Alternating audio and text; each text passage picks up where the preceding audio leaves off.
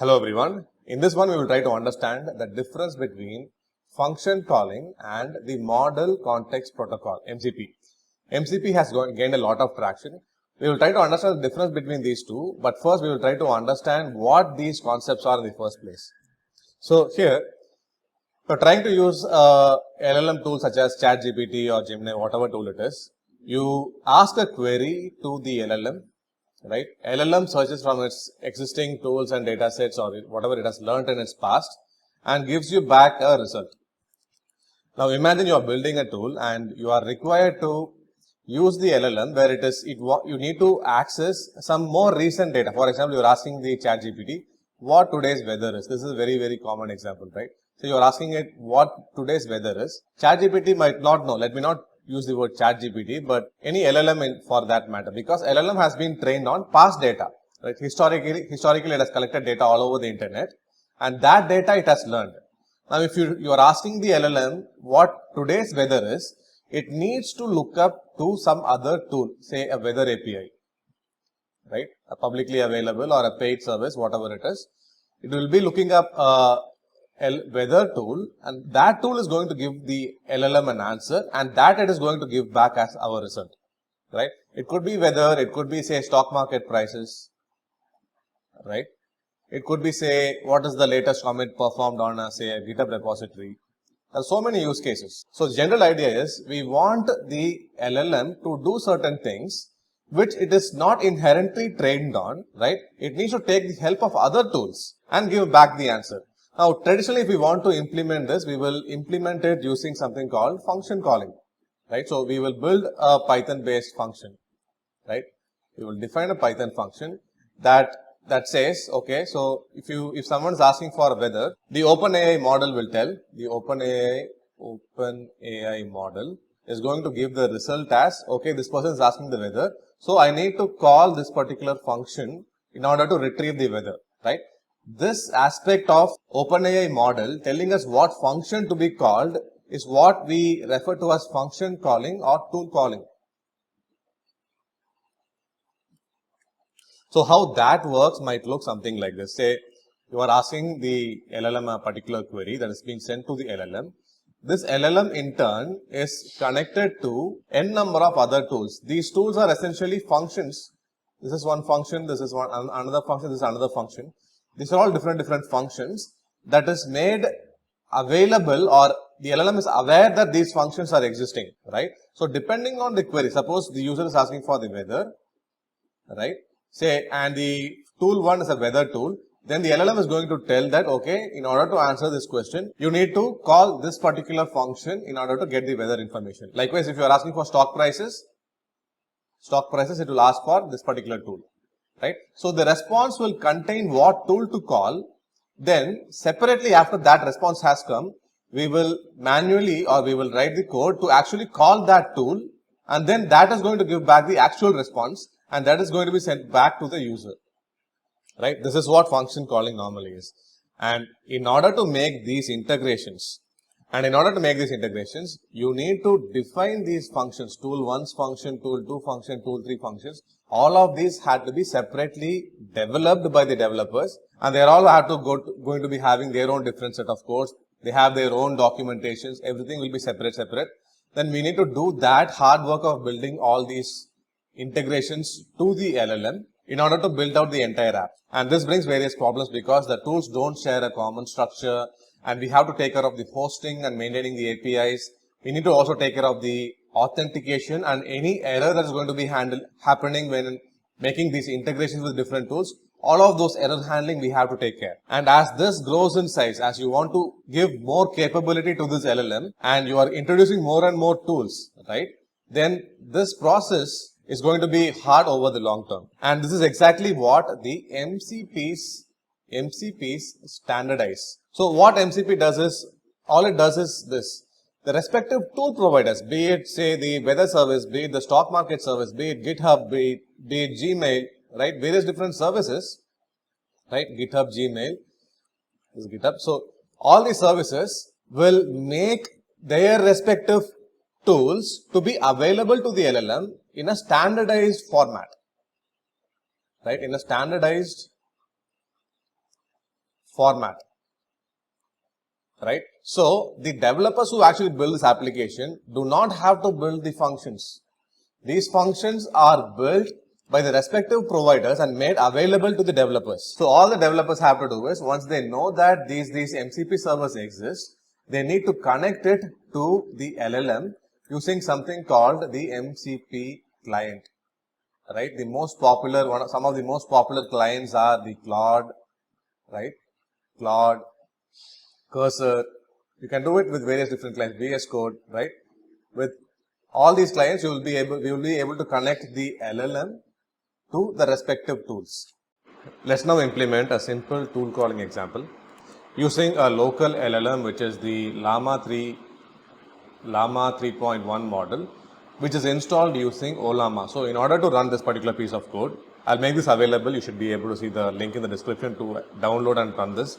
Now, in order to use this, you need to go to ollama.com, download the Ollama, and in the command prompt or terminal, run this particular command, which is Ollama run Llama 3.2. If you want the smaller model, you can include this particular piece of additional characters, which is :1b. 1b means 1 billion model, it will 1 billion parameter model it will import or download, and then it will use the smaller model instead of the full-fledged 3.1 model, Llama 3.1 model. So you need to run this in order to be able to work with the Llama 3.1 model in your local computer.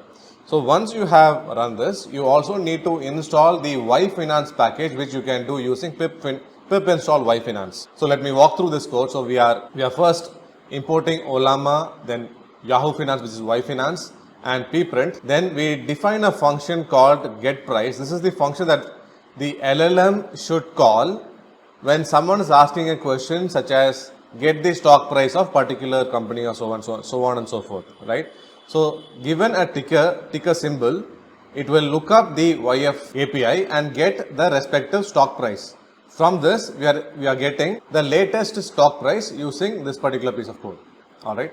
So this is what this function does. Then the next step is to call our local LLM, for which we are using ollama.chat, pass in the name of the LLM, then give a message. The role is user, and the message is what is the stock price of Apple, right? The result it is going to give. So in this, we are also adding the tool here. What tools is available? The getPrice function that we have defined over here. All right.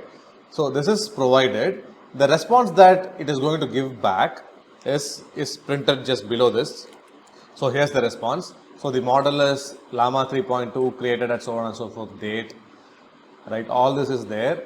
Total duration, load duration, all this additional information is there. Finally, the answer it is giving us, which matters to us, is this. It says what is the tool call that should happen. The tool call is the function named getPrice, and towards the end, the part of that screen is missing here. So what it is written here is this. It says arguments is ticker equal to AAPL.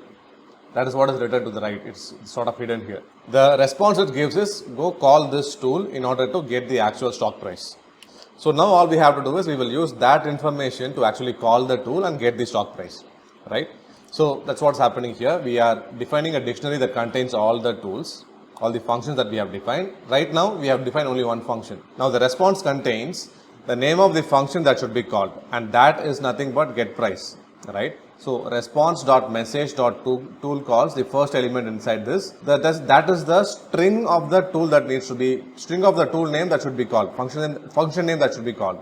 So we get that string and use it inside toolfuncs, which is this dictionary, toolfuncs.get this string. So using that we extract the function that should be called, right? And then separately we extract the arguments that should be called also. So that is also present inside this particular object only, toolfuncstr, right? This contains both the function that should be called and the arguments that should be passed to that function. That is also provided, right? So that .function.arguments will be the arguments, and then we actually call the tool. So toolfunc. So to this we pass in the arguments, and that is going to give back the outputs. And if you look at the output, so it contains output.close. Inside that, the very last element is this particular value, which is the latest stock price. And if you want to look at the contents of output, you can open new cell and see what output contains. So this is basically a pandas data frame, and inside this you see the close value, right? And that's exactly what we are retrieving over here. So this is how we typically code it out using the function calling method. So naturally the next question is, how would we do this if we were to do the same thing or similar thing using MCP? Let's look at that now. So to implement this using MCP, we need two things. We need an MCP client, right? The client that we are currently using is Claude Desktop. This is not your Claude web browser where you will ask the questions. This is you need to search for Claude Desktop in Google or any search engine and install it. So that is going to act as our MCP client in this one. Second thing is we need an MCP server that is going to give us the stock price, right? It's going to give us the stock price, and the server that we are going to use is going to give many more things besides the stock price. But the main thing here is we are not building the server in this case. We are using the server created by someone else. So the first challenge is to find a server that will give us this information. You can get that by visiting websites like mcpservers.org. Here you will get this is a collection of MCP servers that many people are currently providing, right? So if you scroll down, you should be able to see some servers that is giving us the stock price. So after doing some searching, I found this particular server, which is financial datasets. Right? This particular server, this is already implemented, and the details of how to implement it, you can click on the details. And this is going to give you the exact steps that you need to do in order to get the server started and running. Right now, if you look at this, this particular server is giving a lot of information besides the stock price. So you can get the income statements of a company, balance sheet, cash flow statements, current stock price. This is what we want, right? So this is also available. Historical stock price, company news, so many more things. Imagine now we just built this particular function, getting current stock price. Now, if we want to do the whole thing, all of these things are interesting features, and I want this, facility also, right? If I want to implement all of this, then I need to specifically come to this, search a service that is giving us this information and build out all these functions. But now that this is already available to us, we will use this service, all right? So to implement it, they are recommending the UV package manager. So go ahead and install it. We have seen a separate video for how to do this on your own, right? So please refer to that. I'll have a link in the description also. So use this to install your UV package. Then you need to clone this particular repository, right? This is something that I've already run in my command prompt, and I can show you. So inside a project folder, this is by the way the Cursor software. I'm using Cursor to run this code, and inside your command prompt, be it inside your terminal. If you are using Mac or Linux, you can use terminal, or in Windows, I'm right now using the command prompt, and you can do git clone and run that particular command. That will get the git repository installed in whichever folder you are running it from, right? So this whole thing got installed or got downloaded.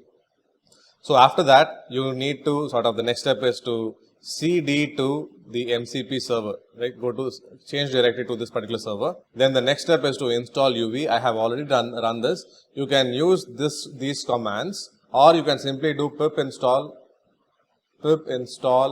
UV. You can simply run this and that will get UV installed. Then we need to start a virtual environment, right? That you can do, say, depending on which operating system you are using. So both of it is this command only, UV, env, venv, right? Once you run this, depending on the operating system, you want to run this if you are using Mac, or run this if you are using Windows to activate it. Then install the dependencies, all right? Both the MCP packages CLI and HTTP. Both of these packages you need to install. Then the next step is to create the .env file. The repository that we downloaded or cloned already will have this file, all right? We are copying that and into this particular new name, .env file, right? So this is the env.example. So this is the env.example. It contains this particular key and a dummy value here, all right? When you copy this to .env file, we need to replace this particular text with the API key from, come back to financial datasets, come back to Chrome, and here go to your financial datasets.ai. Here you need to create an account and create a new API key. I have already created mine. Once you Once you sign up, you will be landing in the dashboard. You can just click the create button and it will create the API key. Then copy that and paste it in this particular location. Alright, inside your .env file. Now once that is done, you can check if everything is working fine by running uv run server from inside your command prompt. So this is the server creation part, the cloning part, and this is done. You don't need to have your server up and running when you are using this. This is just for testing, right? So the setup is done. We need to now let the Claude desktop to connect to the MCP server, right? MCP server that we have just, the code for which we have just cloned. How do we do that? Just two steps. First, you need to find the location of your Claude desktop configuration file. So open your Claude desktop. I have it opened here. Now once you are inside, click command plus the comma button, or if you are on Windows, click control plus the comma button. Then it will open this particular kind of a settings window. Go to developer. Here I have already set everything up actually. Okay, so click on edit config. That will point you to the location where the Claude desktop config is situated, right? Then open this, and then, so we are inside Claude desktop config, and then here paste these commands, or rather the JSON string. Now how do I know what string to paste?